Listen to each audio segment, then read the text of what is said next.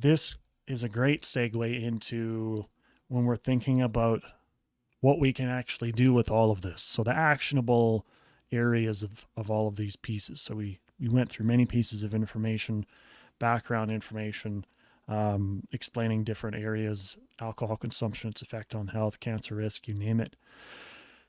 Sharon went into a few pieces of what you can actually do more on the practical side when you're hosting people with friends, family, whatever the case is, and some considerations for these types of events. But let's go into some more because I see in our notes we have a few pieces here of what we can actually do here. What is actionable that everybody listening and or watching or both can do with this. I think it starts with behavior change. And a lot of times we kind of stick to the behaviors that we've always done. So every Friday night after work, it might be a TGIF, like I say, with your colleagues at the local pub. So maybe this Friday night, we're going to go rock climbing instead, or we're going to go bowling instead, or we're going to go meet at a coffee shop. So just exploring other options, exploring other activities. And that may even involve exploring other people to do those activities with.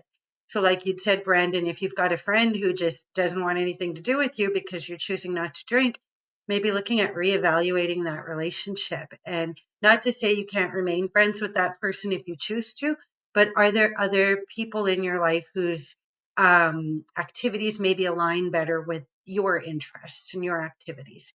So, just opening up that social network, increasing hobbies and activities, and even maybe potentially looking at things like Dry January is an initiative that has come about in recent years.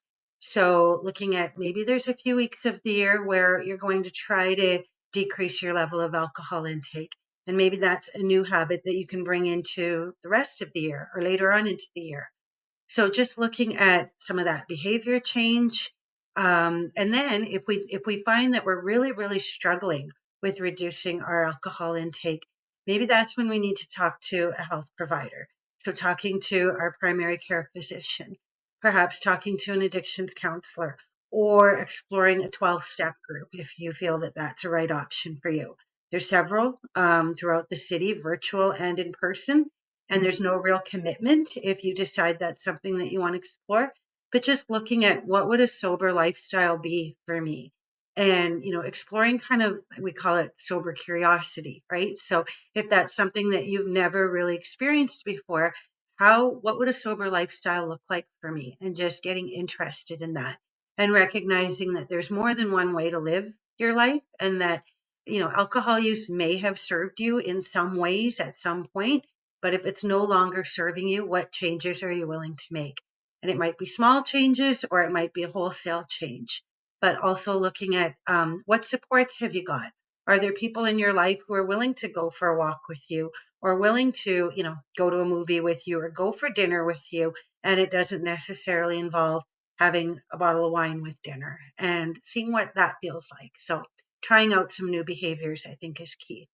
Some things to add on to there are so, like we said, this is more about this isn't reducing intake or reducing risk does not mean not having any at all.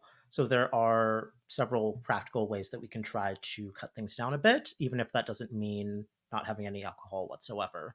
So, for example, if it's maybe a night out, maybe we alternate between some alcoholic drinks, some non alcoholic drinks when we normally would have been having that same number of just fully alcoholic drinks. Maybe we spend more time sipping on or enjoying one drink at a time, making that last longer. And then hopefully at the end of the night, that means we're having fewer drinks in total. With what we were saying about the serving sizes of alcohol, maybe thinking about maybe you normally have a larger glass, maybe like a more of like a 9 ounce rather than a 5 or 6 ounce. We go down to those lower numbers. Or if we're having like doubles or like double shots, double drinks, switching those to singles. And these are ways that we are still able to, if we, after we assess its place in our life, or maybe we're trying to move things down a little, it's not immediately moving to cutting it out entirely. It's trying to work on that a bit at a time with what is we feel is doable and reasonable at a certain time. One more thing that is more nutrition related is making sure that as we are drinking, we're not skipping any meals or snacks during the day so that we are still getting nutrition throughout the day, keeping our stomachs full, and also just reducing the impact that some of that alcohol may have on us if we were to do compared to if we were doing so on maybe an empty stomach instead.